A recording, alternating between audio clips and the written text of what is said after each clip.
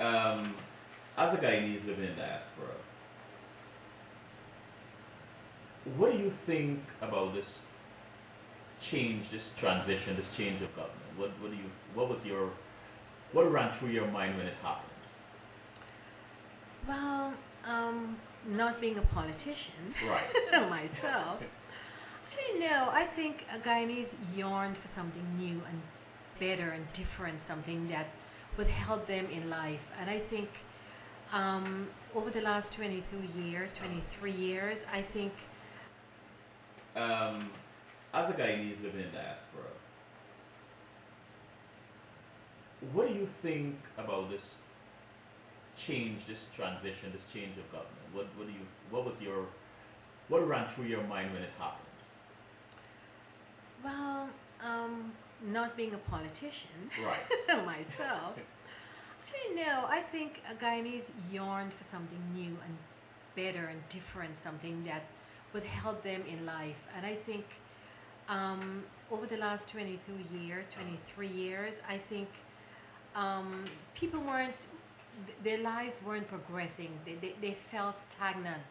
I mean, like me, I mean, back in the day when I left Guyana, I mean, I have to say I felt the same way back then, you know, and then I spent. Tangerine, sorry about this. Let me do this. Mhm. I forgot to turn on my mic, so let me re-ask the Mhm. question. Mhm. The question is, what was going through your mind when the government of Guyana changed? So continue. Yeah, Yeah. I think Guyanese wanted more. They felt that their lives were stagnant, Mhm. and they yearned for change. As you know, that's what they ran on, change. It was time, right? Yes. And for me, as I said, I'm not a politician, but as a Guyanese, I wanted to see something better for the Guyanese people. And I think they got where they were yearning for, and a change. And we see every day. We get on the internet and we see the city's cleaned.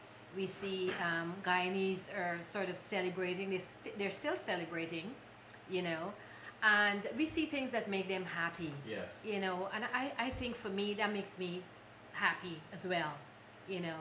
But I don't live in Guyana, so I don't know what Guyanese are feeling or what they're going through. I mean, I just see through their eyes, and because I'm always on the internet, I read a lot, so I know what's going on. But I wish Guyana well. I hope going forward, Guyanese will be able to see things they really wanted, you know, and they yearn for. So. You're an avid traveler. When did this passion for travel begin?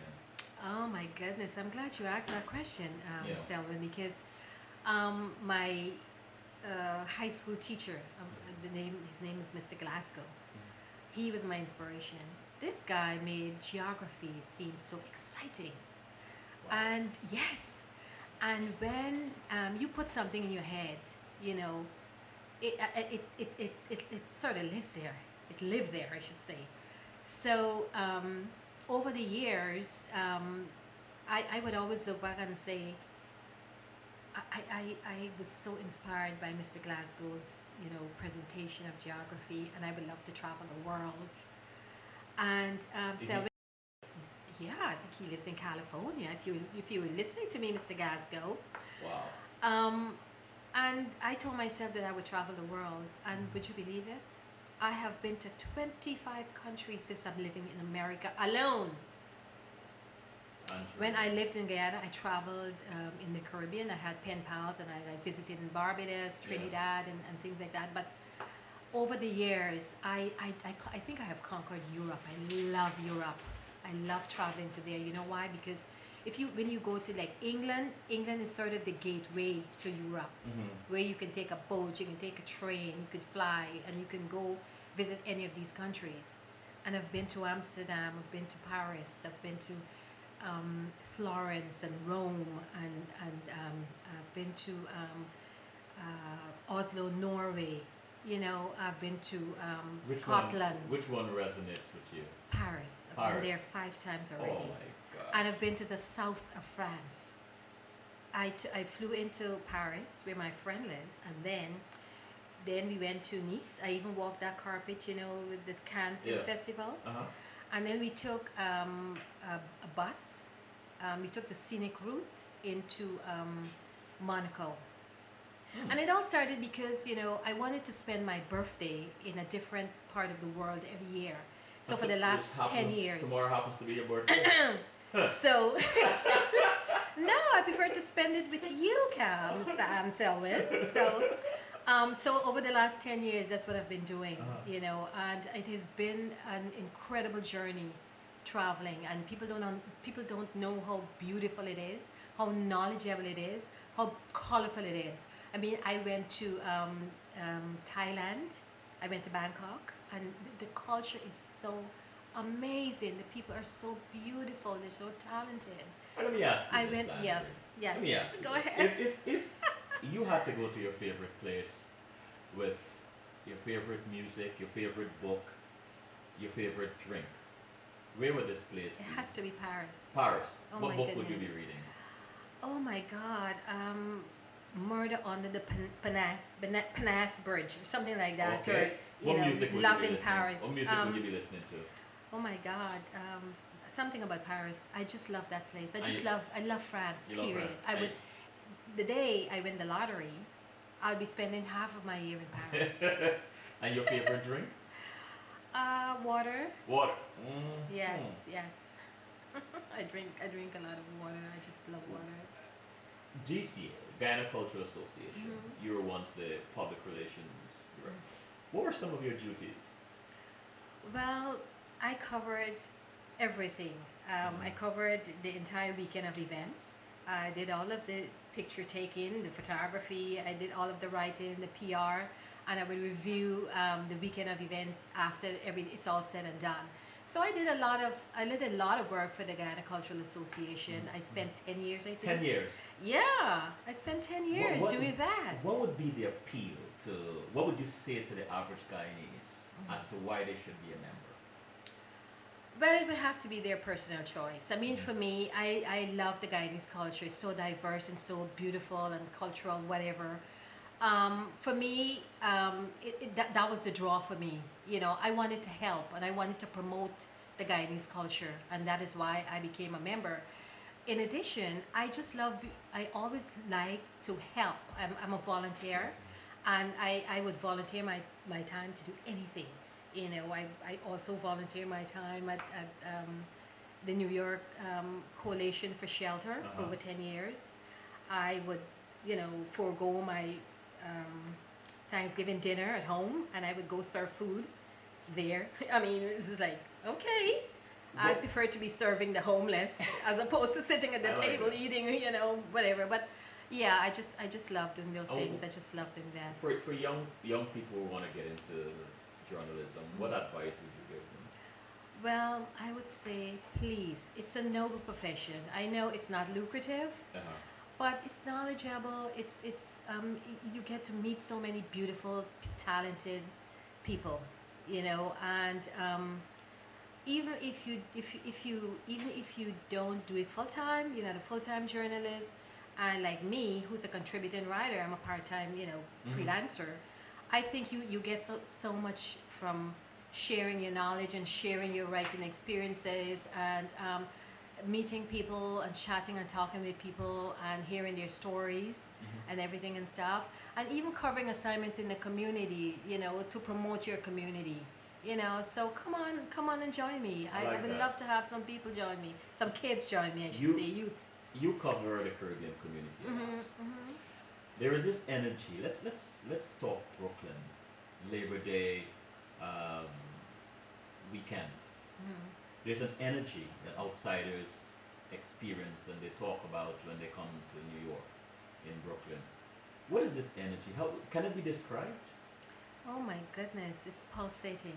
Yes. I mean, the vibrancy of the Caribbean culture. I mean, it gets me out on the road, right, with my camera. Yeah. I'm like running about like a maniac, trying to capture. This year, I captured the children's costume competition, in Brooklyn, and that was phenomenal. I am telling you, I had such a great time, and every year I just look forward to the Labor Day weekend. As a matter of fact, I'm one of just a few reporters that cover all of the mass camps. This year, All of the mass camps. I covered over 15 mass camps. I was out almost every night of the week and on the weekend, visiting the mass camps, interviewing the designers, talking about their journey, designing costumes. The majority of them are Trinidadians because that's the Trinidad fever. These people are so it's in their blood, it's in their bloodstream. This carnival. So that is something that I love doing. I'm very passionate about going out there and covering the carnival over the Labor Day weekend. And since the Ghana Cultural Association usually have their folk festival around that time, Yeah. I used to do a lot. I would cover the kwekwe and cover the literary hang and sometimes the symposium. And I was the co-chair of the awards committee, on the awards committee. When do you rest? So, no, I don't. I don't. Can you see how skinny I am? I get 5 hours of sleep. I thought it was your passion in the gym. No, gym. I don't do the gym. I don't do the gym at all. It's just I'm driven all the time. Right. I get to these assignments and I'm like, I get home at nighttime, and then I would either blog about it, put it on my Facebook page at 2 a.m. I would say, Tangerine, what's wrong with you? Why don't you go to sleep? I know you have to go to work the next day, but no, I don't, because it's this burning desire in me. It's like a fire in the belly It's a fire in the belly, and you have to do it when you feel that passionate and that driven about something that you want to do. You just do it, and that's why I don't rest. Let's take a quick break. Thank you. Make sure you're still streaming. Yeah, it is. So what do you think? It's good. Oh my God, you sure? Don't lie to me. No, I'm not lying to you. You can still see bits of it.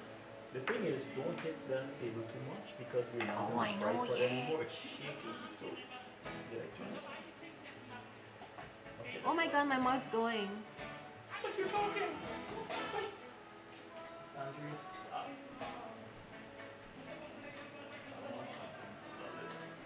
Or something, yeah. Something heavy because this thing shaking. I'll stay steady. Hmm? I'll stay steady.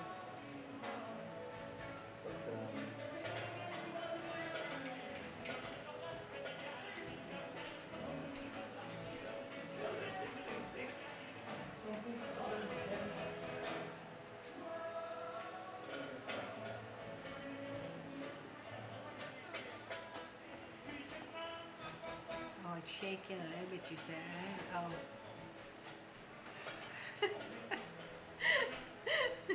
You guys are so creative. What would I do without you guys, people? Oh my God, this brings me right back to Alan Fenty. Sitting on the telephone box. The thing is, I'm supposed to get a knowledge track part. Oh, okay.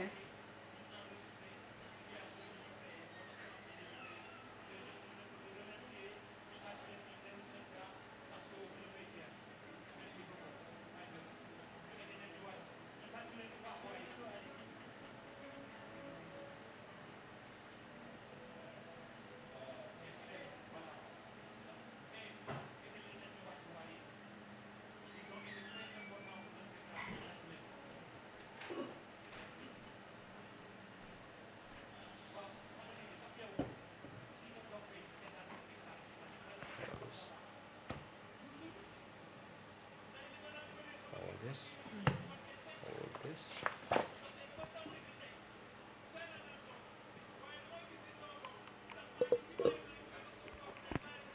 Should work. Right, it should.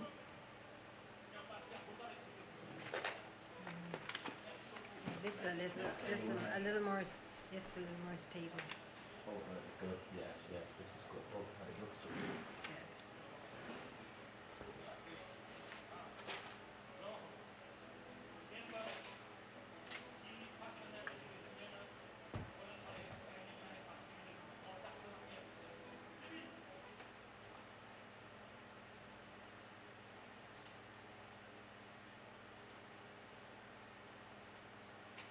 We are back with Tangerine Clarke. Tangerine, my good friend Cork Delpesh, who is a Caribbeanese makeup artist, he said that in my interview with him that food and laughter bind Caribbeans together. That's something we have in common. What are your thoughts on that? Food, well, I'm not a foodie. I don't eat that much. You, No, I mean, apart from, eating my rice, which my mom cooks. you must have the rice, You right? must have that rice. That means staple. But laughter, oh my goodness. I mean, my life is predicated on laughter. I love to laugh. As you know, I'm a giggler. Yes, I I know. giggle all the time. And I think he's right. But when it comes to the food part, I'm not big up on food. I don't eat that much. Yeah, I'm not a big food I'm not a food myself. person. But yeah, let's laugh every day. Let's every day. It's really good for the soul, I would You say. mentioned handwriting Mhm, your stories mhm, back in the day. mhm.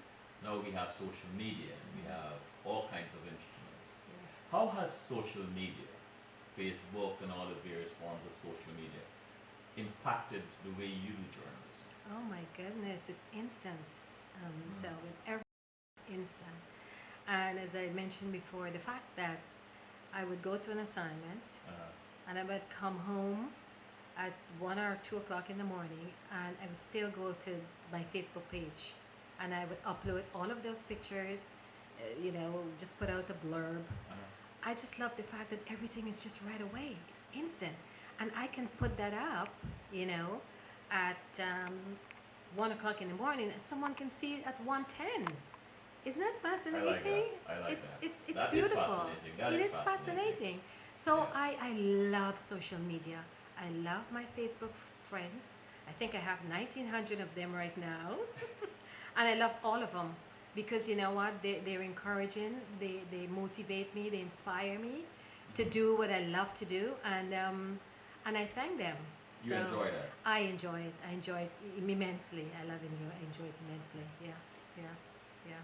Where are you most happy? In my own skin, I just love me. I just love. I'm inspired by myself. I inspire myself, I should say. So I love me and I love the things that I do, and I think I have tunnel vision. I look You're straight. focused. I have tunnel vision. I look straight ahead to what I want to do, and I go after it. And that's what I tell people. I share with people, and I say, don't let anyone tell you that you can't do something. And here's the thing, Tangerine, that you have received citations and awards and so on, yet you're so humble. What keeps you grounded? I don't see why people should be grounded and people shouldn't be humble. I mean, you're doing something that you like, and no one can take that away from you. So why would you not be humble and be, and care about what you do and things like that? But for me, I just love people. I love sharing what I do, and I don't have an ear about it. I mean, And I among don't. those citations and so on, awards that you have received, which one of them gave you pause, that made you think, you know what, I'm being recognized for what I've done? Which one? Oh my goodness, that proclamation from New York City Hall. Wow. I came all the way from Guyana, from Lodge Village. This little girl, skinny girl, very shy. I can't believe it. I received a proclamation from New York City Hall. This is New York, New York. You know what I'm saying? This is like one of the greatest city in the whole wide world. So I feel inspired, because I was there. But not only that, I feel humbled by the fact that, the Guyanese people recognize me for what I do. Yes. And I love to share. I love to share what I do with them, and I'm happy that they recognize that I'm doing this for them and with them. So I want to say thanks to the Guyanese community for recognizing everything that I do and for following me on Facebook, for liking my pictures. Going back to the Unity March in Brooklyn, Selwyn, some pictures alone got over 500 hits. One picture, Wow. from I shot over 500 pictures, and I put up in a spectacular album of that historic day, and I was blown away by that. You know, I couldn't believe it. So What is many people. gratifying? What is gratifying for you about what you do? That people are listening to me and people are reading my articles in Caribbean Life newspaper, and people are telling me, I saw your pictures.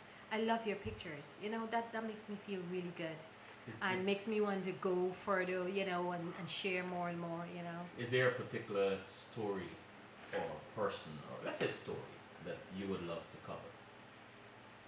The White House, maybe. The White House. Selman, would you believe I volunteered on President Obama's both of his both terms when he ran. I volunteered on his campaigns, and just after the first campaign, I called up my congressman, I think it was, and I said, you know, I would love to go to the White House, and said okay. So I applied, and I was vetted. It took 6 months, but after 6 months, I toured the White House. Wow. And after then, I would, anytime Obama is in town, I would be out by the road corner with my camera. My uncle even said to me, Tangerine, why are you stalking Obama? I said, I'm not stalking President Obama, but I'm telling you right now, one of these days, I'm going to be in the same room as this guy. He said, okay. Would you believe I went to the United Nations the other day and I photographed the President of the United States of America? And so, you know, when you have something in your head and you tell yourself you're going to do something, listen. Yes. It's going to happen. You Do it. will do it. Mm-hmm. You just have to be focused. What was about the doing most? what What you was the do. most challenging and painful story you've ever done? Oh my goodness, I interviewed a breast cancer survivor. I don't know if she's still alive. But this woman was absolutely mesmerizing. Her story was mesmerizing. I could not believe the things she went through. And she was sitting in front of me telling me this story, how it all started and how this cancer came back. I mean, and it's sort of poignant right now because this is Breast Cancer Awareness Month. Yes. You know, and I'll be covering a couple of marches. So that was my heart was like beating when she was talking about Wow. how this cancer affected her and how she survived it and the things she went through. But she kept on going and going. Mm-hmm. That was a very, very In the chat room, Claire said, insignificant. tell it citrus, fruit, fashion, laughter, and Facebook. I guess those are the things that bind Caribbean together. Absolutely. What are you most proud of? I'm proud of the things that I've done in my life so far. I mean, I think I have so much more to give and so much more to do. So I'm proud of myself for doing all the things I said that I would do. You know, so there you go.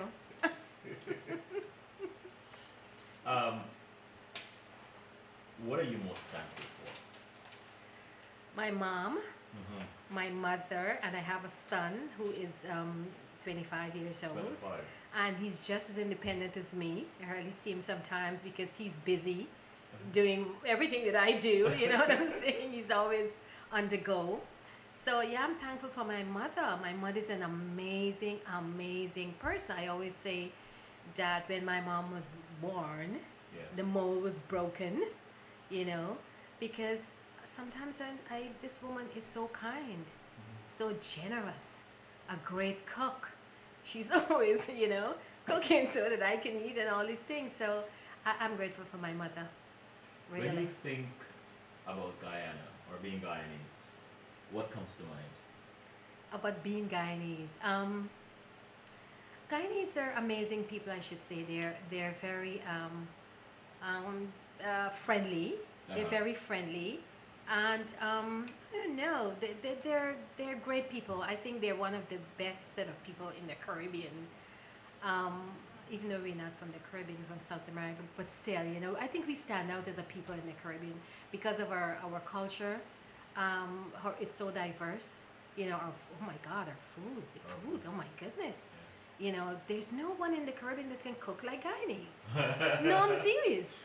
I tasted sorrel from the Jamaicans. I almost said, "What is this? This is not sorrel. This is sugar water." You know, but I have to say, Guyanese are amazing people, and I'm glad that I'm a Guyanese. Of all the stories you've covered, what still surprises you about your approach to journalism? Oh, that's a tough question. I don't know. What's my approach? I don't know. I approach everything that I do with urgency, with kindness, and with a will and determination to say what I want to say and to promote that person to the best of my ability, you know? Let me open up that question a little bit. When you get a story, what are a few things that go through your mind that you must consider before doing this story? Well, first of all, that person has to be someone who of interest, Okay. right? Someone who would make the story compelling and interesting, and someone you know, who I can do an interview with and get a really good story from. I mean, you know, because sometimes you chat with someone and then when you get home and you turn on the tape recorder, I have to improvise, you know, sometimes, and because I don't know what that person's, you know, sometimes. I mean, it's terrible sometimes, but I don't know. I just would just want to chat with someone who's interesting, someone who's gonna give me a good story, and and the story that someone would want to read Yeah. and sort of talk about years to come. You know what I'm Have saying? you ever So, written a story you regret? no, not. I don't think so. I mean, I go out on an assignment because I want to do that assignment and because I want to feature that person. Yes. I want to talk about what that person's doing in their life or doing for the community or for society or for the world. So no, I don't think I've ever regret, you know, Over your covering a career, story. right? The long arc of your career as a journalist, what have you discovered about yourself? That I'm driven. Uh-huh. You know, that I'm unstoppable in terms of if I want to do something, nobody can tell me that I can't. Give do us it. a situation when you don't have to call names and all that, but a situation when the obstacles were insurmountable. You were told no, and or you can't find the person, or you know, the scheduling was off. What happens then? For instance, if the scheduling is out, I mean, I am like a really kind person, and I just don't beat up on people. Okay. If, for instance, someone's not available, I said, okay, I'll do it another time, or you know, maybe you know you're not ready or something, you know. But I just don't worry about it. I mean, I don't stress about it because that's not why I'm a journalist. I'm a journalist to promote people and to talk great things about people and promote them in the best way I can. You're So- a busy woman, Tangerine. This Oh, is tell me about obvious. it. Very busy. Hardly sleep. Finish the sentence. I look forward to Sunday evenings too. Read a book, man. Oh gosh, I What read are you reading 104 right now? books. On the Fire, I think Tom Clancy. Ah, Yes, I'm reading him, and then after that, I'm going to be reading The Contract by Miss McClymont. She's Rosalind. an amazing Rosalind yes, McClymont. yes, She's an amazing guidance writer. yes. So I read her first book, Middle Ground. Oh, it took place in Africa, She's in an America. amazing writer. She's an amazing writer. So I would be reading a book. I just love to read. Oh my goodness. I love watching documentaries and things like that. But reading, it's like I'm, you know, when you thirst for water, I thirst for reading. You know. For so- those days when you don't feel like getting up and doing what you're supposed to be doing, who or what gets you up? There's no day like that. There's So- no day like that. No. You're always up and going. No. I stress myself out to go and cover 4 assignments sometimes in one day. I'm serious. Sometimes I would leave Brooklyn, drive to Queens, You know, if I have to go to Manhattan, you know, like just recently I went all the way to the Bronx to cover a fashion show for a Guyanese designer because I felt it was my obligation, you know, and I should do it, you know.